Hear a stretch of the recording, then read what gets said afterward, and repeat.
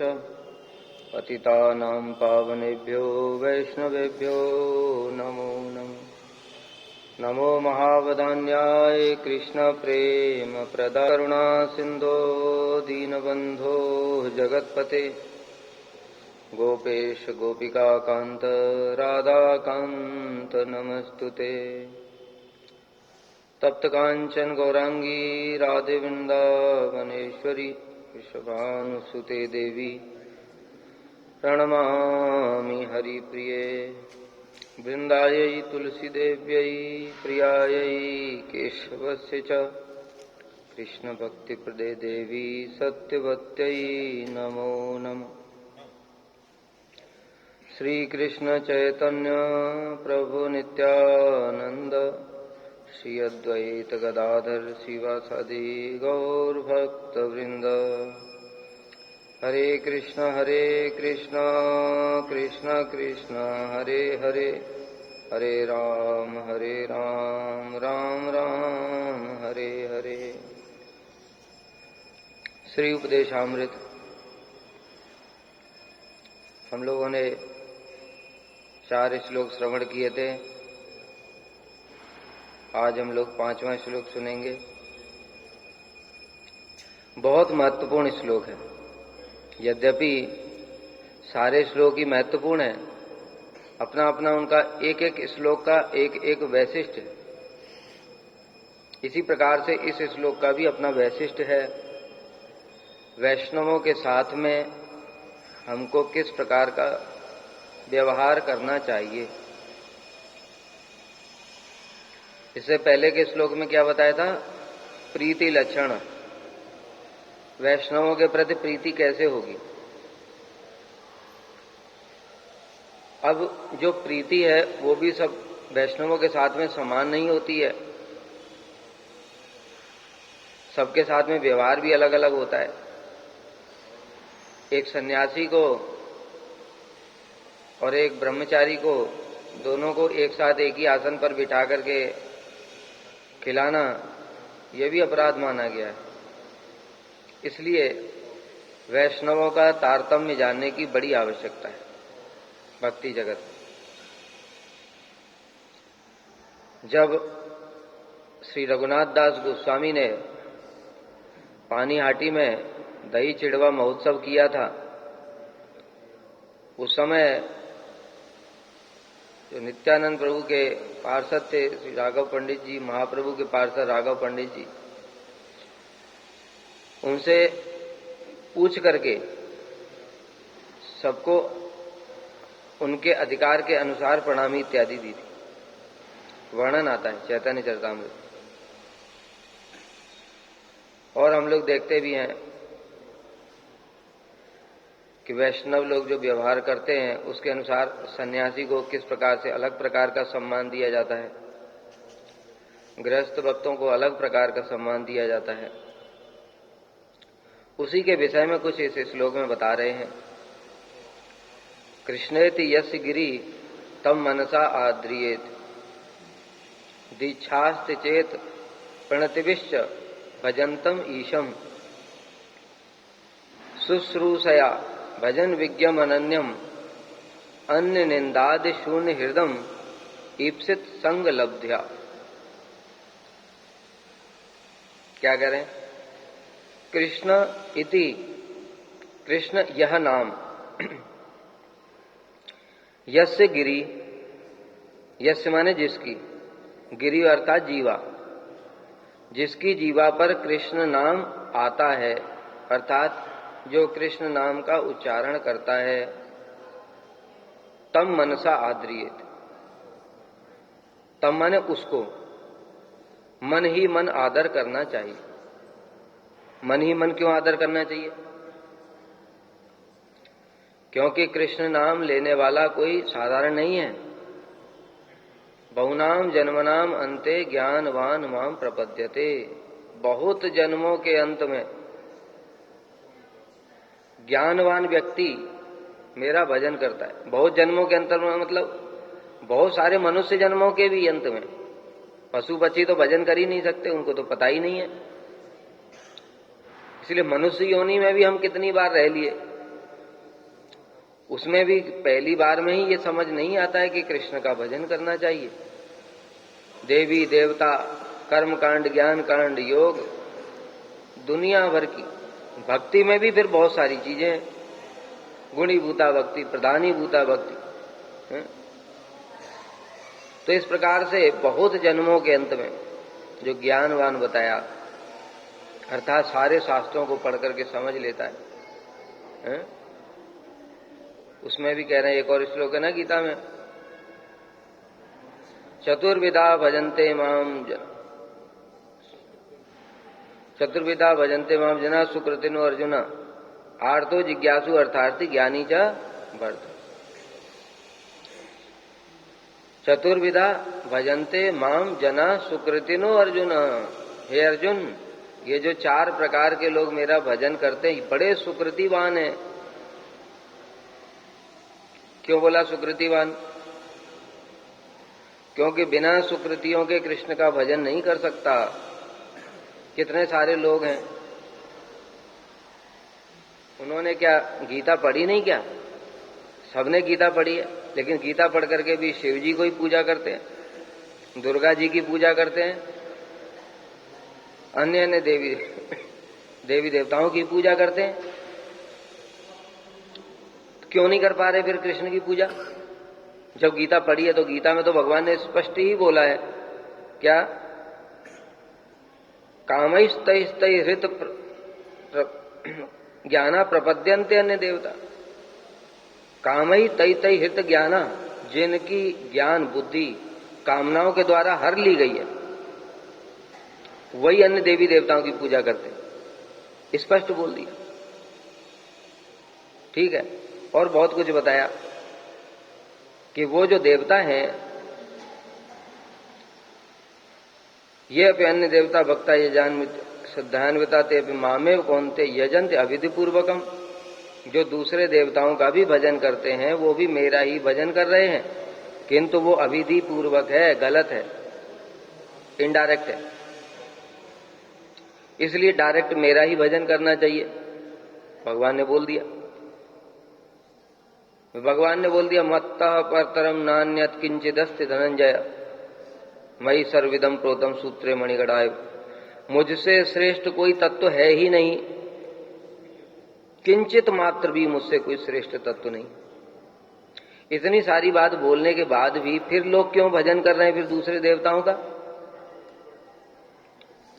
इससे पता चलता है ना कि कृष्ण का भजन करना साधारण बात नहीं है। इसलिए भगवान ने बोला, चतुर्विधा भजन्ते माम जना सुकृतिनो अर्जुन। जिनकी बहुत जन्मों की भक्ति उन्मुखी सुकृतियां इकट्ठी हो जाती हैं, वो मेरा भजन करते हैं। वो भी कैसे? अभी शुद्ध भक्ति की बात ही नहीं कर रहे हैं। कौन? आर्त, जिज्ञासु, अर्थार्थी और ज्ञानी। अरे जो कर्म के फल के लिए भी भगवान का भजन कर रहा है वो भी सुकृतिवान है, नहीं तो वो शिव जी के पास जाता। क्यों? शिव जी आशुतोष है। आशुतोष का मतलब क्या होता है? आशु माने शीघ्र, तोष माने संतुष्ट होने वाले। तो शिव जी संतुष्ट जल्दी हो जाते हैं, तो फिर कृष्ण का भजन करने से फायदा क्या? होंगे कि नहीं होंगे ये भी पता नहीं, फल मिलेगा कि नहीं मिलेगा ये भी गारंटी नहीं है, तो कृष्ण का भजन क्यों करें? तो इसलिए फल की इच्छा के लिए भी जो साधारण जीव हैं वो दूसरे देवी देवताओं के पास ही जाएंगे। लेकिन जिसकी बहुत जन्मों की सुकृतियां हैं वो ही कृष्ण का भजन करेगा। आर्थ, जिज्ञासु, अर्थार्थी और ज्ञानी, ये 4 प्रकार के, ये जो 4 प्रकार के लोग बताए हैं ये शुद्ध भक्त नहीं है। ये क्या है? प्रधानीभूता भक्ति। प्रधानीभूता भक्ति बोलते हैं इसको। भक्ति रसामृत सिंधु में शील रूप गोस्वामी ने बताया। आर्त मतलब जिसके प्राण संकट में हो, भगवान को स्मरण करता है। जिज्ञासु अर्थात तत्व ज्ञान की जिज्ञासा चाहता है। अर्थार्थी, अर्थार्थी अर्थात जिसको धन चाहिए, जागतिक वस्तु चाहिए, जैसे ध्रुव महाराज। ध्रुव महाराज को तो अर्थार्थी में लिया गया है, शुद्ध भक्त नहीं है। आर्त में किसको लिया गया? गजेंद्र। जिज्ञासु में शौनक आदि ऋषि और ज्ञानी चतुसेन। तो ये जो 4 प्रकार के लोगों ने कृष्ण का ही भजन किया, ये भी सुकृतिवान है। तो इसलिए मन से ही इनका आदर करना चाहिए, यह सोच करके कि अरे ये कोई साधारण नहीं है, कृष्ण का नाम लेना मतलब बहुत जन्मों का कुछ तो इसकी सुकृतियां हैं, इसलिए कृष्ण का नाम ले रहा है। इसलिए श्रील रूप गोस्वामी कह रहे हैं कि जिनकी जीवा पर कृष्ण का नाम उदित होता है, जो कृष्ण का नाम लेते हैं, उनका मन से आदर करो। दूसरा, दीक्षास्ति चेत प्रणतिविश्च। दीक्षा, अगर किसी कनिष्ठ अधिकारी ने गुरु से दीक्षा ग्रहण कर ली है, ठीक है, यद्यपि दीक्षा की परिभाषा बहुत बड़ी है। दीक्षा की परिभाषा क्या है, कोई बता सकता है?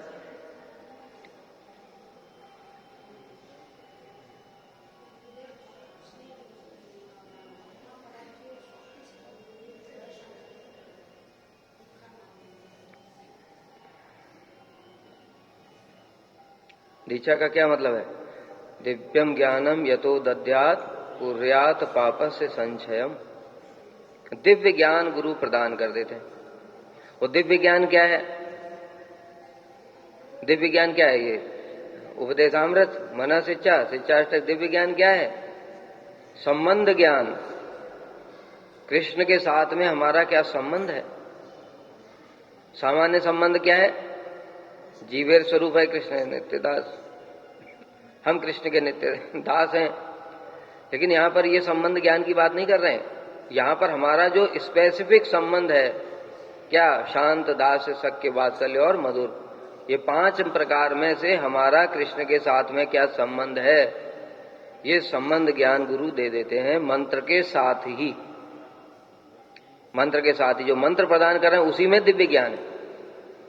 इसलिए जो मंत्र को ठीक से जपते नहीं है, उसका सम्मान नहीं करते, मंत्र को किस प्रकार से समझना चाहिए, यही सब कुछ है। मंत्र समझो बीज है। बीज का मतलब क्या है? एक आम का पेड़ दिखाई दे रहा है तुमको, बहुत बड़ा पेड़ है, उसमें आम लगे हैं, फल फूल पत्ते सब कुछ है, बहुत सारी डाल हैं। कहां से आया वो आम? इतना बड़ा पेड़ कहां से आया? एकदम से प्रकट हो गया क्या? वो एक बीज था, गुठली देखते ना, गुठली, वो बीज को हम गाड़ दिया जमीन में, फिर उसको पानी दे रहे हैं, खाद दे रहे हैं, उसकी रक्षा कर रहे हैं, कोई गाय ना खा जाए, बकरी ना खा जाए, कोई बंदर नष्ट ना कर दे। अगर नष्ट कर दिया तो पेड़ बनेगा? उसी प्रकार से जो गुरु ने हमको मंत्र दिया वो बीज है। इसको अच्छे से समझो, गुरु जी ने जो मंत्र दिया वो बीज है, उसके अंदर सब कुछ है। क्या क्या? हरि नाम तुआ अनेक स्वरूप, उसके अनेक स्वरूप है। मतलब क्या? उसमें सब कुछ है। क्या? जीव का स्वरूप है उसमें। जीव का स्वरूप मतलब हमारा भगवान के साथ में दास से सख्य, वात्सल्य, मधुर क्या संबंध है, ये जीव का स्वरूप। उसके बाद में उसमें कृष्ण का भी स्वरूप है। कृष्ण का स्वरूप मतलब कृष्ण का जो बराह पीडम नटवर वो हम लोग सुनते हैं, कृष्ण इतने सुंदर हैं कि एक बार जो देख लेता है, वो तो बिल्कुल पागल जैसा हो जाता है। उसको इस संसार की कोई चीज अच्छी ही नहीं लगती है। वो जो कृष्ण का स्वरूप है वो भी उसके अंदर, बीज के अंदर। और उसके अंदर क्या है? उसके अंदर सेवा है। हम कृष्ण की क्या सेवा करेंगे? वहां जाकर के क्या करना है? वहां खाते सोते नहीं है लोग, वहां क्या करते हैं? सब समय कृष्ण की सेवा ही करते हैं। तो हमारी क्या सेवा है पर्टिकुलर? वो सेवा भी उस बीज के अंदर। हमारा उम्र कितनी है, हमारे वस्त्र कैसे हैं, सब कुछ। हम लोग राधा जी का सुनते हैं ना, नील वसन। कृष्ण का क्या सुनते हैं? पीतांबर। बलदेव प्रभु का क्या सुनते हैं? नीलांबर। उसी प्रकार से हमारा भी एक स्वरूप है जीव का, जीवात्मा का। उसके अंदर में फिर हमारे क्या वस्त्र हैं, कितनी उम्र है, क्या सेवा है, और परिकरों के साथ में क्या क्या संबंध है, सब कुछ है उसमें। जैसे बताए ना कि बीज के अंदर ही सारा पेड़, पत्ती, डाल, फूल, पुष्प, फल सब कुछ है। अब हम क्या कर रहे हैं, जब मंत्र जपते आने करते हैं तो उसमें पानी देते हैं। तो पानी का मतलब क्या हुआ है कि मंत्र को बाकायदा प्रॉपर पहले आसन बिछाओ, आसन बिछा करके आचमन पात्र लो, उसमें मंत्र जप करो, जल को अभिमंत्रित करो।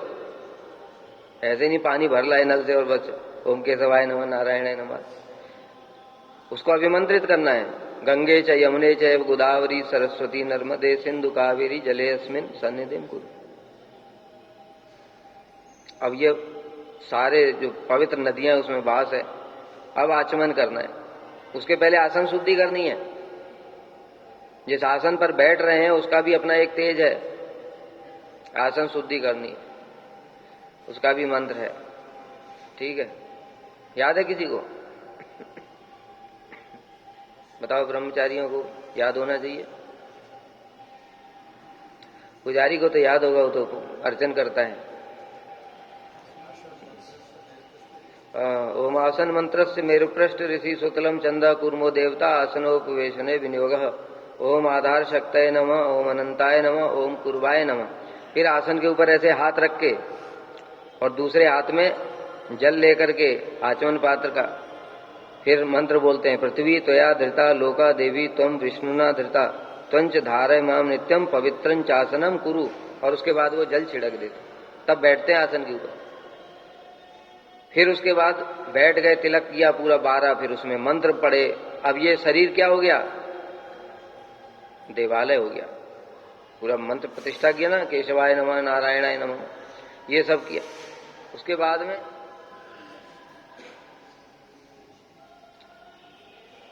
में वंदे हम श्री गुरु, पूरा मंगलाचरण करो। सब कुछ करने के बाद में अब जब मंत्र पढ़ोगे, गुरु जो मंत्र है, जैसे गायत्री, उसमें राधा जी का स्मरण करते हुए, गुरु मंत्र में गुरु जी का स्मरण करते हुए, कृष्ण मंत्र में कृष्ण का स्मरण, गौर मंत्र में गौर का स्मरण, इस प्रकार से जब स्मरण करतोगे तो ये पानी सही जा रहा है। नहीं तो जब पेड़ में पानी भी देते ना, इधर उधर फेंक दिया, इधर उधर फेंक दिया तो क्या पानी पेड़ में गया ही नहीं। तो वैसे ही अगर ध्यान इधर उधर है तो मतलब क्या पानी तो पेड़ में गया ही नहीं, उस बीज में पानी नहीं जा रहा है। तो जब बीज में पानी नहीं जाएगा तो बीज क्या है? सूख जाएगा। 3 दिन तक अगर मंत्र ठीक से नहीं जपे, 3 दिन तक अगर छोड़ दिया ना मंत्र, दीक्षा खत्म, फिर से दीक्षा लेनी पड़े। इसलिए मंत्र में शक्ति ऐसे ही नहीं आती है, लेकिन प्रॉपर विधि से पालन करोगे तो आएगी। फिर इसी से क्या होगा? वही मंत्र से ही सब कुछ स्वरूप प्रकाशित होगा। तो ये दिव्यम ज्ञानम यतो दद्यात्। तो इसलिए दीक्षा क्या हुआ? दीक्षा क्या हुआ? दिव्यम ज्ञानम यतो। तो दीक्षा एक प्रोसेस है। जब गुरु ने मंत्र दिया तो बीज दिया है, उस बीज को हमको पेड़ रूप में कन्वर्ट करना है। उसके लिए भी शिक्षा चाहिए। पानी और क्या है? मंत्र जप करना, शिक्षा ग्रहण करना। जैसे हम लोग ये पढ़ रहे हैं, अपने स्वरूप के अनुसार शिक्षा ग्रहण करना, वो वाली, ये भी पानी देना है। और क्या करना है? उसको किससे बचाना है? बंदर से, गाय से, बकरी से, हाथी से, नष्ट ना कर दे। ये सब क्या है? बंदर, बकरी, गाय। हम भजन कर रहे हैं तो क्या हमको बकरी हमारे मंत्र में क्या नुकसान करेगी? कहते ये है अपराध। जो अपराध कर रहे हैं ना, वो हाथी के समान है। एक ही बार में सूंड से ऐसे उखाड़ा, जड़ समेत, बीज भी गया, खत्म। भावो अपि अभावम आयात कृष्ण प्रेष्ठापराधतः। अगर कृष्ण के प्रिय जनों के चरणों में अपराध कर दिया तो पेड़ बन गया ना, पूरा पेड़। यानी कि स्वरूप का ज्ञान भी हो गया भाव उत्पन्न हो गया, प्रकाशित हो गया, भाव उत्पन्न नहीं होता, भाव प्रकाशित होता है। भाव प्रकाशित भी होगा, वो अभावम फिर से ढक जाएगा, फिर बद्ध जीव, फिर माया, जैसे अभी हमको पता नहीं हम क्या है, हमारा स्वरूप क्या है, वैसे ही हो जाएगा फिर से। तो ये सब है, गाय बकरी भैंस पेड़, ठीक है, ये नष्ट करने वाले। जिसका अपराध जितना छोटा है तो समझो वो छोटी बकरी है, और जो बड़ा अपराध तो मतलब हाथी है, ठीक है। इसलिए इनसे भी सावधान रहना पड़ेगा। तो कहने का तात्पर्य क्या हुआ कि जब गुरु ने हमको दीक्षा प्रदान की, मंत्र प्रदान किए, तो हमारा एडमिशन हो गया है। कौन से, कहां पे एडमिशन हुआ? भक्ति के स्कूल में। इसलिए ये कोई व्यक्ति साधारण नहीं जिसने एडमिशन ले लिया भक्ति के स्कूल में। अगर थोड़ा थोड़ा पढ़ता रहेगा तो पास होते होते भक्ति तक पहुंच जाएगा ना एक दिन। इसलिए ऐसे व्यक्ति को क्या करना चाहिए? प्रणाम करना चाहिए। ये कोई साधारण नहीं है। पहले वाले को क्या बोला जिसने भी दीक्षा नहीं ली? मन से आदर करो।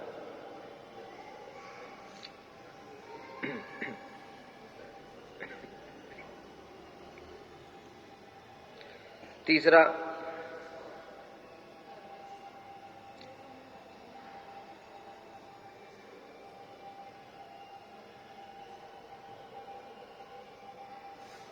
दीक्षा लेकर के जो भजनतम ईसम, जो भगवान का भजन भी कर रहा है, ऐसे सद असद विचार संपन्न मध्यम अधिकारी का प्रणाम के द्वारा आदर करना चाहिए, ठीक है।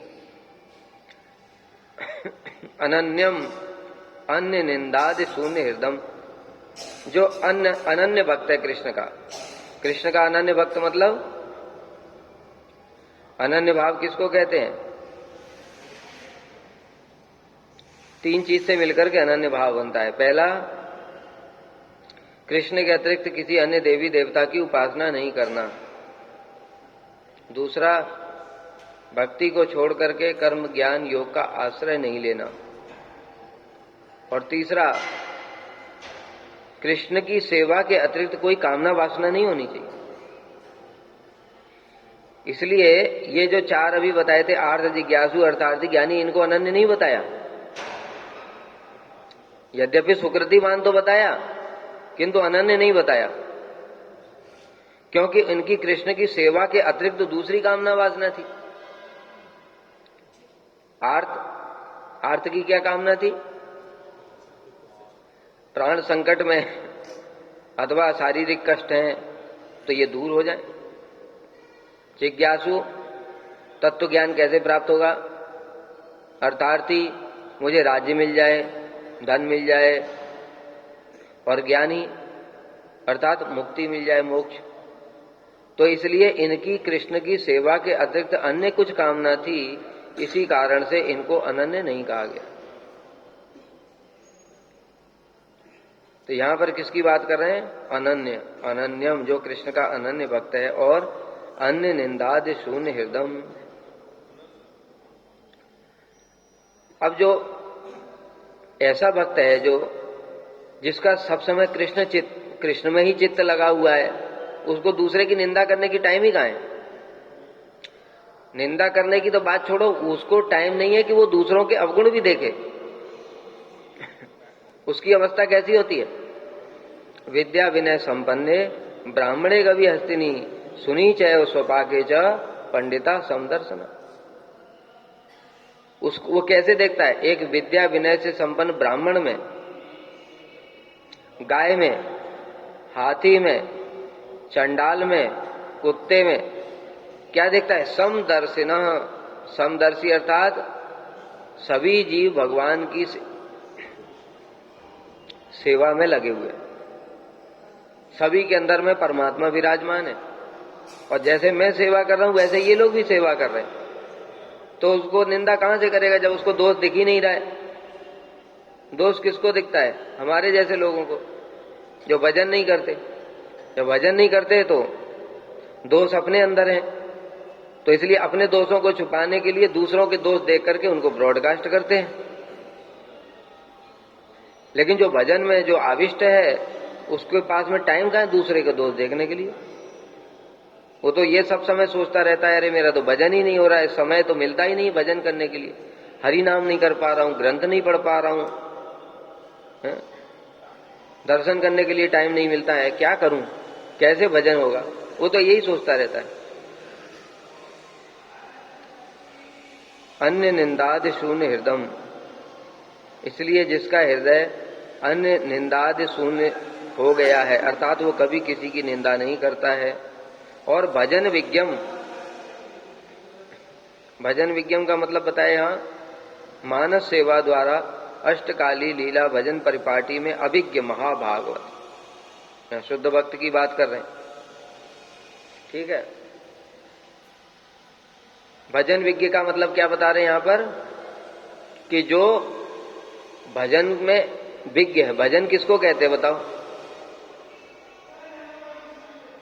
हम लोग भजन कर रहे हैं,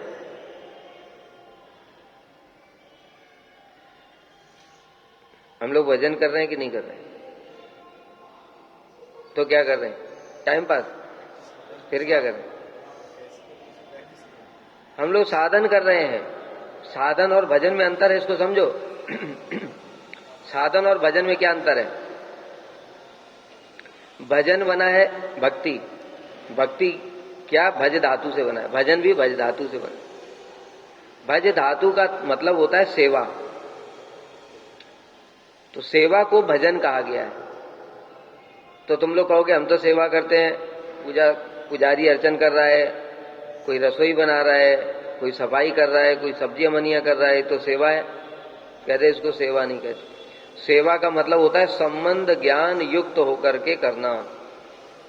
संबंध ज्ञान मतलब कृष्ण के साथ में हमारा क्या संबंध है, कृष्ण हमारे सखा हैं, कृष्ण हमारे प्रियतम हैं, कृष्ण हमारे पुत्र हैं, इनमें से किसी एक भाव के साथ में, या हमारे प्रभु हैं, किसी एक भाव के साथ संबंध युक्त होकर के जब सेवा की जाती है उसको कहते हैं भजन। समझ में आ रहा है भजन कितनी ऊपर की चीज है? भाव भक्त जो होता है वो भजन करता है, कम से कम भाव भक्त होना है। तो हम लोग क्या कर रहे हैं फिर? हम लोग उसको चीज को लक्ष्य कर रहे हैं, यानी वहां तक पहुंच जाएं। इसके लिए हम जो कर रहे हैं वही सब कुछ, वो है साधन। और साधन में भी फिर होता है साधन क्रिया। साधन क्रिया होता है, साधन क्रिया होता है जब हमारा लक्ष्य यह है कि हमारे अनर्थ दूर हो जाएं, तब उसको जो भजन कर रहे हैं उसको कहते हैं साधन क्रिया, भक्ति के जो अंगों का पालन कर रहे हैं। इसलिए यहां पर जो कह रहे हैं भजन विज्ञम, भजन विज्ञम का मतलब भजन को बारे में अच्छे से जानता है, अर्थात जिसका संबंध ज्ञान हो गया है। और अब वो मानसी सेवा भी कर लेता है, जैसे जैसे कौन करते थे? श्री रूप गोस्वामी, श्री रघुनाथ दास गोस्वामी। कितना सुंदर सुंदर उदाहरण है मानसिक सेवा का। रघुनाथ दास गोस्वामी, एक बार उनको लूज मोशन हो गया। लूज मोशन हो गया तो डॉक्टर को बुलाया गया।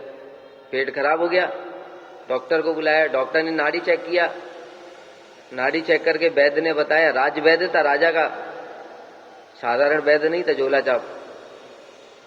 तो जो उसने जब नाड़ी चेक किया, नाड़ी चेक करके कहा इन्होंने दूध से बनी हुई कोई चीज खाई है। अब सारे ब्रजवासी जानते हैं रघुनाथ दास गोस्वामी तो कुछ खाते ही नहीं थे। एक ब्रजवासी उनके लिए एक दोने में मट्ठा लेकर के जाता था। तो ये बात सुनकर के ब्रजवासी बड़े नाराज हो गए, वैद्य से कहने लगे, अरे तुझे कुछ आता नहीं है क्या? डॉक्टर है बेकार? अरे जानता नहीं है, ये साधु कुछ खाते ही नहीं है, ये केवल एक मट्ठा दूध पीते हैं बस। डॉक्टर भी बड़ा अच्छा था, राज वैद्य था, कॉन्फिडेंस था उसको। उसने कहा मैं अगर झूठ बोल रहा हूं तो अपनी विद्या छोड़ दूंगा, डॉक्टरी करना छोड़ दूंगा, आप इनसे पूछो इन्होंने खाया कि नहीं।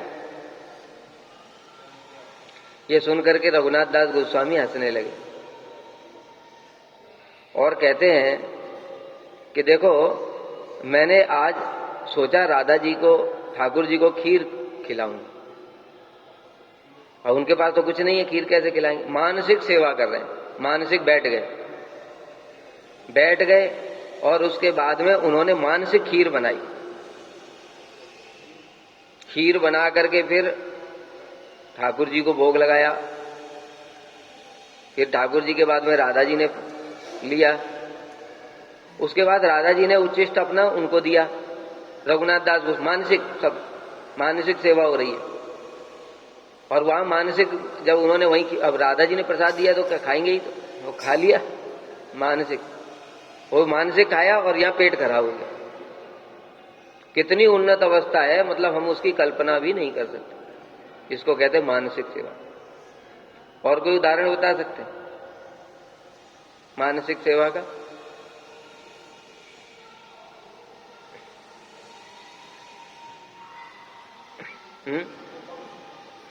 किनका?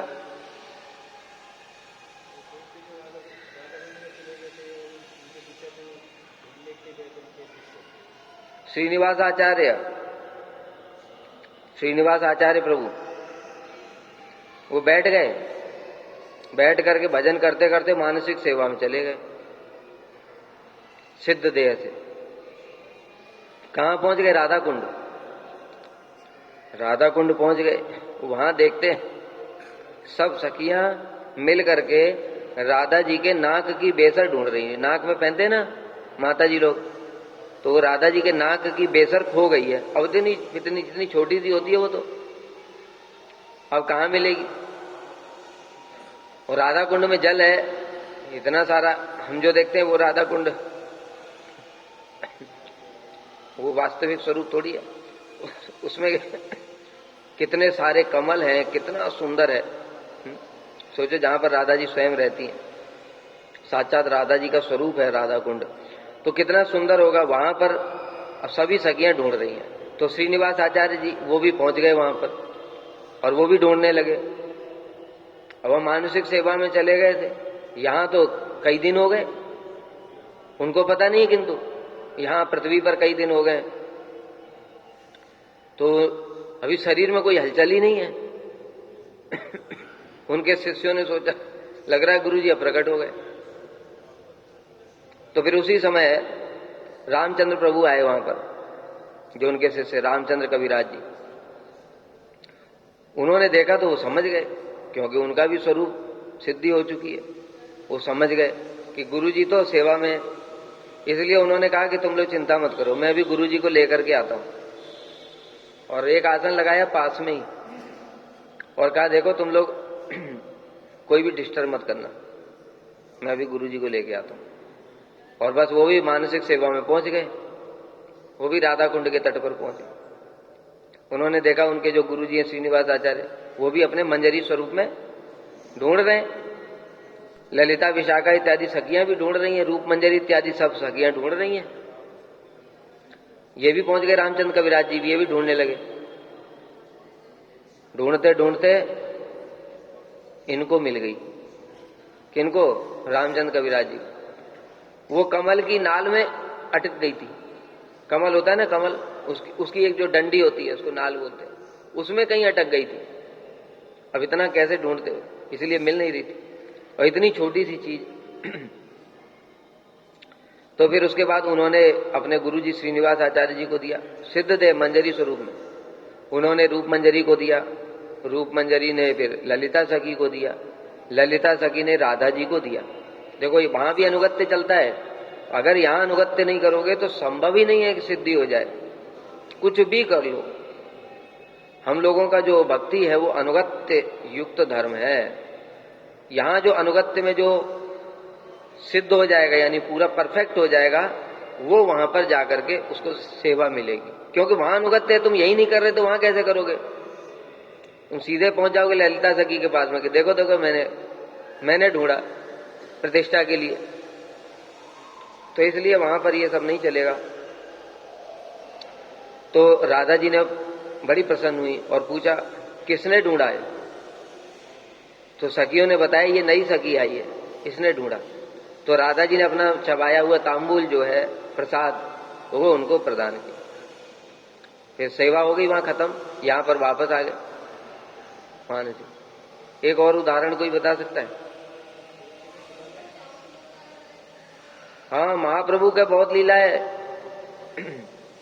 महाप्रभु के बहुत लीला है मानसिक सेवा वाली।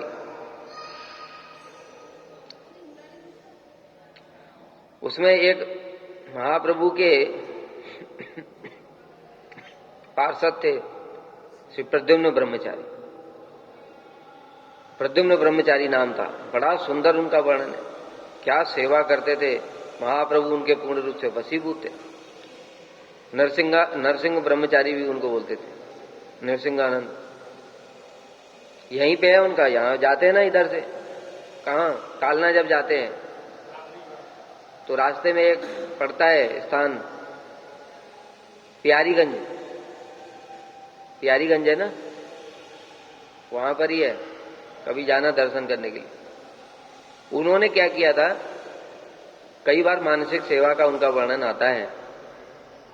एक बार जब पता चला कि महाप्रभु वृंदावन जा रहे हैं, तो जो प्रद्युम्न ब्रह्मचारी हैं वो अपने ध्यान में बैठ गए और सोच रहे हैं कि प्रभु वृंदावन जाएंगे, जंगल से होकर के जाएंगे। जंगल में तो कांटे हैं, बिच्छू, सांप, क्या क्या है सब, तो प्रभु कैसे जाएंगे, उनके तो कष्ट होगा ना। इसलिए नरसिंहानंद ब्रह्मचारी जो है ध्यान में बैठ गए और ध्यान में बैठ करके प्रभु के लिए मार्ग बना रहे हैं। कौन सा मार्ग? साधारण मार्ग नहीं, पूरा हीरे मोती जवाहरात पन्ने, पूरा सुंदर, और प्रभु उस पर चल रहे हैं। मानसिक सेवा देखो, प्रभु साक्षात। अब लोगों को तो जो लोग देख रहे हैं प्रभु को जाते हुए, उनको क्या दिख रहा है? पत्थर के ऊपर जा रहे हैं। लेकिन वास्तव में महाप्रभु कैसे चल रहे हैं? उनके मानसिक सेवा ग्रहण करते हुए चल रहे हैं। वो उनके द्वारा बनाए हुए मार्ग के ऊपर चल। यही तो जड़, हमारी जो जड़ दृष्टि है, तो जड़ दृष्टि वालों को तो बाह्य चीजें दिखाई देंगी, लेकिन जो ऐसे शुद्ध भक्त हैं उनको दिखाई देता है राधा कुंड का वास्तविक स्वरूप क्या है। तो ऐसे करके करके मानसिक सेवा में वो देख रहे प्रभु चल रहे हैं मेरे बनाए हुए मार्ग पर। मार्ग आगे बनाते जा रहे हैं, प्रभु चलते जा रहे हैं। चलते चलते उन्होंने देखा उनका ध्यान टूट गया, ध्यान भंग हो गया। फिर ध्यान लगाया, फिर बनाने की कोशिश कर रहे मार्ग, फिर ध्यान टूट गया। ऐसे कई बार उन्होंने कोशिश की, तो ध्यान अब लगता ही नहीं, मार्ग बनता ही नहीं है। तो उन्होंने सारे भक्तों को बोल दिया प्रभु वृंदावन नहीं जाएंगे। क्या सेवा का देखो, क्या भगवान कैसे वशीभूत है अपने भक्तों के। उन्होंने बोल दिया कि मेरा, क्योंकि उनका इतना मानसिक सेवा कर रहे हैं, मानसिक सेवा में मार्ग आगे जाता ही नहीं है। तो उन्होंने बोल दिया प्रभु कनाई नाटशाला से लौट आएंगे। और वही देखा कि प्रभु कनाई नाटशाला तक गए, उसके बाद में लौट आए। वहां से रामकेली ग्राम में रूप गोस्वामी, सनातन गोस्वामी से मिले। उन्होंने कहा प्रभु ये वृंदावन जाने की परिपाटी नहीं है। सनातन गोस्वामी ने प्रभु को क्या बोला? प्रभु ये तो वृंदावन जाने की परिपाटी नहीं, आपके साथ लाख लाख लोग हैं। प्रभु वहीं से लौट गए, शांतिपुर आ गए। क्या मानसिक सेवा में कितनी शक्ति। और एक बार वर्णन मिलता है, एक बार प्रभु के जो सारे भक्त हैं, ये हमारा प्रसंग क्यों चल रहा है मानसिक सेवा का? इतने सारे उदाहरण बता दिए, क्यों चल रहा है, क्यों बता रहे हैं?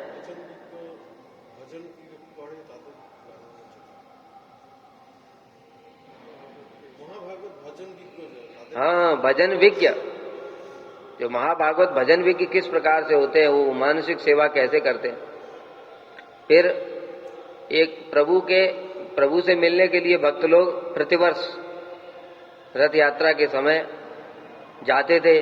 गौड़ देश से सारे भक्त लोग जाते थे।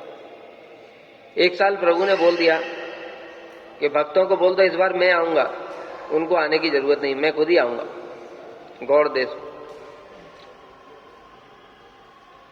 समाचार तो भिजवा दिया, अब प्रभु के आने का टाइम निकल गया, प्रभु आए ही नहीं। अब भक्त लोग चिंता कर रहे हैं, कहते प्रभु ने तो बोला था आएंगे, झूठ भी नहीं बोलते, लेकिन आए भी नहीं। जगदानंद पंडित जी, शिवानंद सेन जी सब बैठे हुए बेचारे बड़े दुखी थे, विचार कर रहे थे, प्रभु आए नहीं। उसी समय प्रद्युम्न ब्रह्मचारी आ गए। प्रद्युम्न ब्रह्मचारी उसी समय आ गए और आकर के पूछने लगे, आप लोग इतना चिंतित क्यों हैं?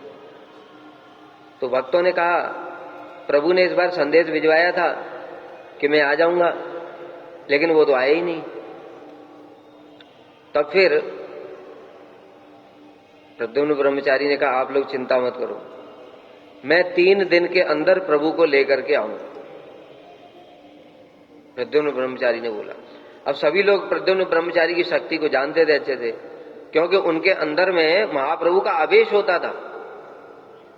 महाप्रभु साक्षात रूप में उनके अंदर आवेश होता था, और जब महाप्रभु का आवेश होता था उनके अंदर में, तो उनका जो वर्ण है वो गौर वर्ण हो जाता था। महाप्रभु का आवेश हो गया, गौर वर्ण हो जाता, और वो अंतर्यामी तो सारा जो जितने महाप्रभु के जिसको देखते थे उसको कृष्ण प्रेम प्रदान कर देते, ऐसी शक्ति आ जाती थी, क्योंकि महाप्रभु आ गए तो। और सब भक्त लोग जानते थे ये बात अच्छे से। शिवानंद सेन ने पहले ये टेस्ट किया था, उनको परीक्षा ली थी एक बार। शिवानंद सेन इसको मानते नहीं थे, तो शिवानंद सेन ने सोचा कि मैं नहीं मानता जब तक मुझे खुद भरोसा ना हो जाए। तो उन्होंने किया, संकल्प किया, अगर इनके अंदर में सच में महाप्रभु का आवेश है तो जो मैं मंत्र जप करता हूं वो ये बता देंगे, अपने आप बिना बोले, मैं पूछूंगा नहीं। मन में संकल्प किया गया, और बस हजारों लोग, जब प्रद्युम्न ब्रह्मचारी के अंदर महाप्रभु का आवेश आया, हजारों लोग वहां उनके दर्शन करने के लिए आ रहे थे, और शिवानंद सेन चुपचाप पीछे खड़े थे। उसी समय प्रद्युम्न ब्रह्मचारी ने कहा, शिवानंद को बुलाओ, शिवानंद को बुलाओ। सब भक्त कहें, शिवानंद कौन है, शिवानंद कौन? पीछे से बुलाया तो प्रद्युम्न ब्रह्मचारी कह रहे, मेरी परीक्षा लेता है, देख तू ये गौर गोपाल मंत्र जप करता है। तो बता दिया तो आश्चर्य में पड़ गए, अरे मैंने जो केवल सोचा ही था, बोला नहीं, किसी को बता दिया, इसका मतलब निश्चित रूप से महाप्रभु हैं, क्योंकि उनके अतिरिक्त और कोई नहीं जानता। तो शिवानंद सेन और जगदानंद पंडित जी और सब लोग जानते थे प्रद्युम्न ब्रह्मचारी की शक्ति, इसलिए उन्होंने समझ गए कि निश्चित रूप से प्रभु को ले आएंगे। अब उन्होंने फिर मानसिक सेवा शुरू की। मानसिक सेवा करते करते एक दिन प्रभु चले, दूसरे दिन चले, और तीसरे दिन के लिए कुछ ही दूर रह गई, तो उन्होंने बता दिया कि आज प्रभु निश्चित रूप से आ जाएंगे। सवेरे भक्तों को बता दिया, आज प्रभु आने वाले हैं, तुम सब लोग बढ़िया बढ़िया पकवान बनाओ महाप्रभु को भोग लगाने के लिए। वो सब भक्तों सवेरे से लगे, जगदानंद पंडित जी, शिवानंद से सारे भक्त लोग लगे हुए, प्रद्युम्न ब्रह्मचारी भी लगे, और उन्होंने मानसिक सेवा कर रहे हैं प्रद्युम्न ब्रह्मचारी। और उन्होंने 3 थाली लगाई, एक महाप्रभु के लिए, एक जगन्नाथ जी के लिए, एक नरसिंह देव के लिए, 3 थालियां लगा दी। और मानसिक रूप से देखा प्रभु आ गए, किसी और को नहीं दिख रहा है। किंतु अभी बताया था ना कि जब महाप्रभु जा रहे हैं वृंदावन, तो दूसरों को क्या दिखेगा, पत्थर हैं, कांटे हैं, लेकिन वो किस पे चल रहे हैं, दिव्य मार्ग पर। उसी प्रकार से किसी को तो दिखा नहीं। अब ये तो भोग लगा रहे हैं, तो उन्होंने क्या देखा, मानसिक सेवा में प्रभु ने अपनी प्लेट खा ली, उसके बाद जगन्नाथ जी की भी खा गए, उसके बाद नरसिंह देव की थी वो भी खा गए, महाप्रभु तीनों प्लेट खा गए। अब ये नरसिंहानंद ब्रह्मचारी चिल्लाने लगे, हाय हाय प्रभु, आपने ये क्या किया? अरे आप और जगन्नाथ तो एक ही हैं, चलो, लेकिन मेरे जो ठाकुर जी नरसिंह देव, मेरे जो इष्ट हैं, उनका भी आप खा गए, वो तो भूखे ही रह जाएंगे। ये भक्त लोग बैठे थे, वो देख रहे हैं, उनको तो कुछ दिखा नहीं, इसलिए वो कह रहे हैं कि ये क्या है, ये क्यों चिल्ला रहा है फालतू में। उनको तो दिख रहा है तीनों, जैसे हम लोग देखते हैं ठाकुर जी का भोग लगा रहे हैं तो हमको थोड़ी दिखता है ठाकुर जी आए, दाल चावल रोटी सब्जी सब खा गए, वैसे ही दिखता है जिटे। माधवेंद्रपुरी ने जब भोग लगाया था, उन्होंने देखा श्रीनाथ जी प्रकट हुए, सब खा गए, किसी और को नहीं दिखा। उन्होंने क्या देखा, बाकी लोगों ने वो जैसे भरा है वैसे ही भरा है। तो जब ये चिल्लाने लगे तो भक्त लोग सोच रहे पता नहीं क्यों चिल्ला रहे, प्रभु तो देख नहीं रहे कहीं। फिर उसके बाद में प्रद्युम्न ब्रह्मचारी बोले, दोबारा फिर रसोई बना, मुझे अब अपने ठाकुर जी के लिए फिर रसोई बनानी पड़ेगी। अब भक्त लोगों को तो कुछ समझ में नहीं आ रहा है, सोच रहे क्या करूं, लेकिन कोई कुछ बोल नहीं रहा है, क्योंकि प्रद्युम्न ब्रह्मचारी की शक्ति जानते थे लोग, इसलिए उनके सामने कोई बोलता नहीं। फिर क्या हुआ कि उन्होंने फिर से भोग बनाया और नरसिंह देव को अर्पण किया। लेकिन बाकी जो भक्त हैं उनको अभी भी समझ में नहीं आ रहा है कि महाप्रभु आए कि नहीं आए। वो तो कह रहे थे कि आए, महाप्रभु आए, 3 प्लेट खाए और चले गए, लेकिन किसी और को तो दिखा नहीं। तो सब बड़े चिंतित हैं, क्या करें। शिवानंद सेन जी को संदेह बना हुआ है पूरा, पता नहीं आए कि नहीं आए।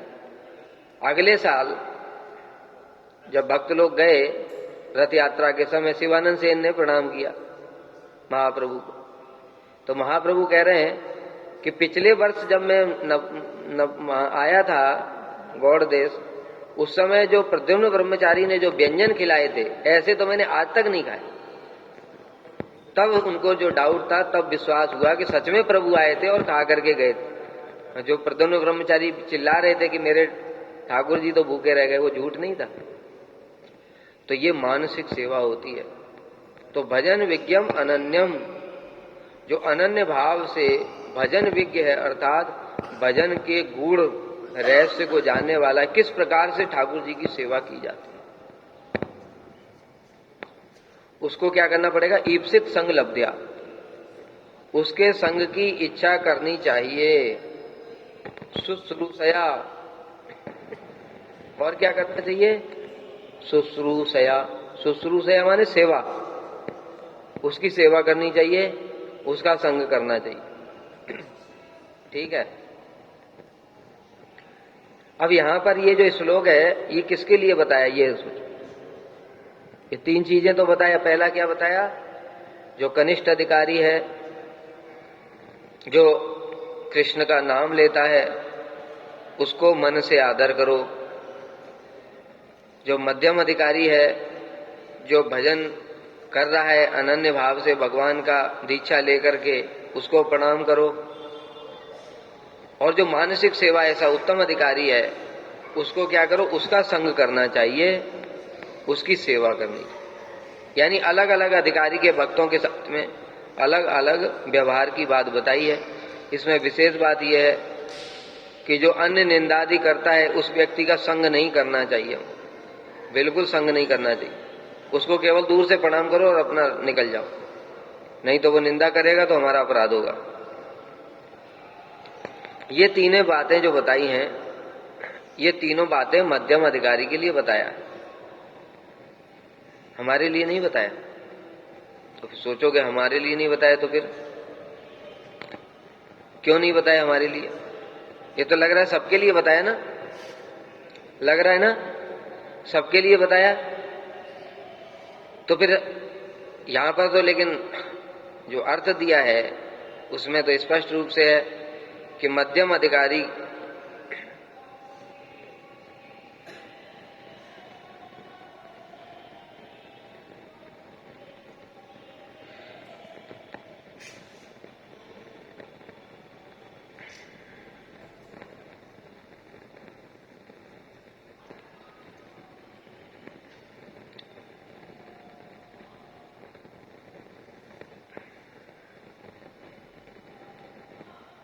ये मध्यम अधिकारी के लिए है, इसमें ये बताया है।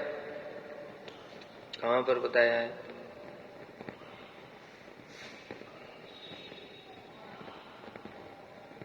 हाँ, ये रहा। पीयूष वर्षिणी वृत्ति में श्रील भक्ति विनोद ठाकुर ने ये लिखा है, इस शिक्षा के अनुसार साधक जब तक मध्यम अधिकार में रहता है, तब तक वह भक्त सेवा करने के लिए बाध्य है। इसलिए ये जो उपदेश बताया, ये मध्यम अधिकारी के लिए बताया। अब क्यों मध्यम अधिकारी के लिए बताया, कनिष्ठ के लिए और उत्तम के लिए क्यों नहीं बताया, ये समझना है। यद्यपि नियम ये सबके लिए ही है, ये नियम सबके लिए ही, लेकिन मध्यम अधिकारी ही इसका पालन कर पाएगा, कनिष्ठ और उत्तम नहीं कर पाएंगे। क्यों? इसका कारण बता रहे हैं। जो कनिष्ठ अधिकारी है, उसको अधिकार अनधिकार का पता ही नहीं है। इस बात को समझो सब लोग। जो कनिष्ठ अधिकारी हमारे जैसे लोग हैं, उनको पता ही नहीं चलता है कौन कनिष्ठ है, कौन मध्यम है, कौन उत्तम है। बहुत सारे ऐसे लोग हमने देखे। गुरुजी के साथ में बहुत सारे लोग रहते थे। उसमें से बहुत सारे लोग किसी प्रतिष्ठा के लिए रहते थे, बहुत सारे लोग धन के लिए भी रहते थे। अब ऐसे बहुत सारे जो कनिष्ठ लोग हैं, उनको जो पुराने वीडियो देखते हैं, पुराने फोटो देखते हैं, कहते हैं अरे ये प्रभु जी तो गुरु जी के साथ सब समय, उनको बस महाभागवत मान लेते, जबकि वो बद्ध जीव है। इसलिए कनिष्ठ अधिकारी नहीं पता कर सकता है कि कौन कनिष्ठ है, कौन मध्यम है, कौन उत्तम। वो दिखावे की चीजें देखता है। कोई बहुत अच्छा कथा बोलता है, उसको समझ लेते ये तो महाभागवत है, इतनी ऊंची ऊंची कथा बोलता है। अरे ऊंची ऊंची कथा बोलने के लिए महाभागवत की जरूरत नहीं है, तेज बुद्धि हो उससे याद करके तुम बोल सकते हो। बड़े बड़े जो भागवत वक्ता हैं, जो टीवी पर आते हैं, उनका आचरण इतना घटिया है, पूछो ही मत। तो शराब तक पीते हैं वो, और कथा बोलते हैं, टीवी पर भी आते हैं। और जो टीवी पर देखने वाले लोग हैं वो क्या सोच रहे हैं कि ये तो महाभागवत, उनका चरणामृत होकर के पीते। अरे वो चरणामृत नहीं, शराब है। ठीक है, इसलिए कनिष्ठ अधिकारी पता नहीं चला सकता, उसको समझ में नहीं आएगा कि ये कनिष्ठ है, मध्यम है, उत्तम, इसलिए वो ये काम नहीं कर सकता।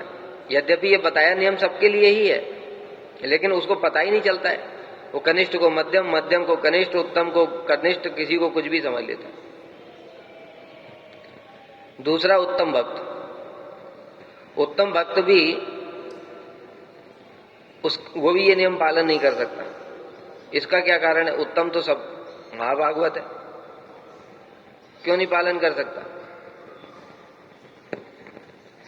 क्योंकि सर्वभूतेषु या पश्येत भगवत भावम आत्मा, भूतानि भगवती आत्मनित भागवत। उत्तम भागवत किसको बताया? अभी मैंने बताया ना, एक ब्राह्मण में, एक गाय में, एक चंडाल में, कुत्ते में, सब में तो वो भगवान को ही दर्शन करता है। तो उसको पता ही नहीं कौन कनिष्ठ है, कौन मध्यम। वो तो सबको देख रहा है, सब भगवान की सेवा कर रहे हैं। तो जब सबको एक समान देख रहा है कि सब भगवान के सेवक हैं, तो किसको प्रणाम करेगा? जगन्नाथ दास बाबा जी महाराज जी तो धाम में कुत्ते के जो पिल्ले थे उनको प्रणाम करते थे। अब बताओ, अब वो क्या कनिष्ठ, क्या मध्यम, क्या उत्तम, क्या देख रहे हैं? वो कह रहे ये धामवासी हैं। अपनी जो थाली उनकी सेवक लोग लगाते थे उनके प्रसाद के लिए, वो कहते थे पहले धामवासी खाएंगे तब मैं खाऊंगा। पहले कुत्ते के पिल्ले खाते थे। हम कभी कल्पना कर सकते हैं? वो पिल्ले खाते थे पहले। एक बार क्या हुआ, उनके सेवकों को, सेवक तो हमारे जैसे कनिष्ठ, उनको पता ही नहीं है। वो अगर कोई कुत्ते का बच्चा वो खाएगा गुरुजी की थाली में तो हमको कैसा लगेगा? तो उनको तो अच्छा नहीं लगता था। उन्होंने क्या किया, एक दिन वो पिल्लों को छुपा दिया। वो पिल्लों को छुपा दिया तो जगन्नाथ दास बाबा जी महाराज ने कहा अभी धामवासियों ने प्रसाद पाया कि नहीं? तो कह रहे हो कि उन्होंने कहा कि धामवासी तो पता नहीं कहां चले गए। तो जगन्नाथ दास बाबा जी बोले कि धामवासियों ने प्रसाद नहीं पाया तो मैं भी आज व्रत करूंगा। लो, अभी गुरु जी व्रत करेंगे तो क्या करें, फिर पिल्लों को लेकर के आना पड़ा। तो इसलिए जो उत्तम भक्त है उसको भी पता नहीं चलता कि कौन कनिष्ठ है, कौन मध्यम है, कौन उत्तम है, किसको कैसा व्यवहार करना। वो तो सबको भगवान का सेवक रूप में ही दर्शन करता है। इसलिए जो मध्यम अधिकारी है वही यथा योग्य। मध्यम अधिकारी का लक्षण क्या है? ईश्वरे तदधीनेषु बालिशेषु द्विषत्सु च प्रेम मैत्री कृपोपेक्षा यह करोति स मध्यमो। ईश्वर में प्रेम, मध्यम भक्त के प्रति मैत्री, बालिशेषु, जो बालिश है अर्थात कनिष्ठ भक्त, उनके प्रति कृपा, और जो द्वेषी हैं, विद्वेषी, उनके प्रति उपेक्षा, उनकी उपेक्षा कर देता है। ऐसा जो भक्त है वही मध्यम भक्त कहलाता है। तो ये सबको जैसा जिसका सम्मान है, जैसा जिसका अधिकार है, उसके अनुसार ही सम्मान प्रदान करता है। इसलिए कनिष्ठ भक्त ही इसका आचरण कर पाता है, मध्यम भक्त ही इसका आचरण कर पाता है। कनिष्ठ या उत्तम भक्त आचरण नहीं कर सकते। फिर भी हमको चेष्टा ऐसी करनी चाहिए कि हम इसको पहचान करके कि कौन किस योग्य है उसके अनुसार ही उसके साथ में व्यवहार करें।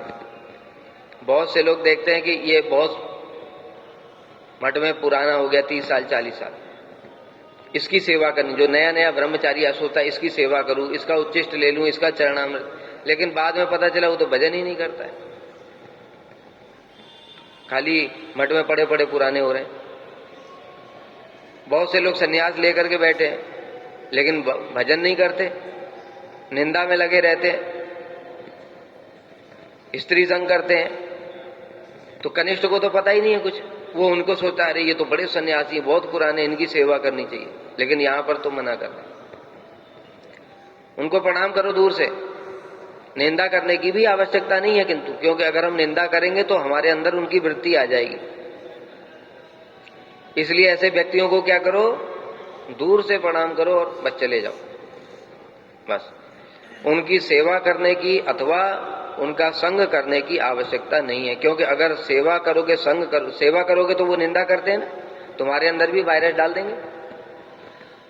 और अगर उनका संग करते हो तो धीरे धीरे उनके संग के प्रभाव से तुम्हारे अंदर भी उनकी कुप्रवृत्ति आ जाएगी, जो गलत काम सारे। इसलिए यहां पर बताया किसका संग करना है, कम से कम जो दूसरों की निंदा ना करता हो और जो भजन करता हो। कनिष्ठ अभी हम अच्छा पूरा ठीक ठीक तो नहीं पहचान सकते, किंतु ऐसे तो देख ही सकते हैं ना कि कौन व्यक्ति है जो निंदा नहीं करता, अपने भजन में लगा रहता है, सेवा में लगा रहता है, शास्त्र अध्ययन कर रहा है, उस व्यक्ति का भी संग कर। ठीक है, कनिष्ठ अधिकारियों के लिए यही नियम। अब इसमें इस श्लोक में श्रील भक्ति विनोद ठाकुर ने कुछ विचार बताए हैं, श्रील प्रभुपाद ने भी कुछ विचार बताए। दोनों के विचार देखने में लगता है अलग हैं, किंतु विचार एक ही हैं। हम लोग फिर कल श्रवण करेंगे, थोड़ा पढ़ करके आना, क्योंकि थोड़ा कठिन है ये पढ़ करके आना, क्योंकि ठाकुर भक्ति विनोद का विचार और श्रील प्रभुपाद का विचार थोड़ा अलग लगता है कि प्रभुपाद ठाकुर भक्ति विनोद से अलग कुछ कह रहे हैं, इसलिए वो दोनों एक ही किस प्रकार से है वो हम लोग फिर कल सुनेंगे।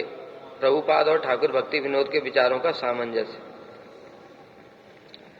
वांछा कल्पतरुभ्यश्च कृपा सिंधुभ्यैव च पतितानां पावनेभ्यो वैष्णवेभ्यो नमो नमः।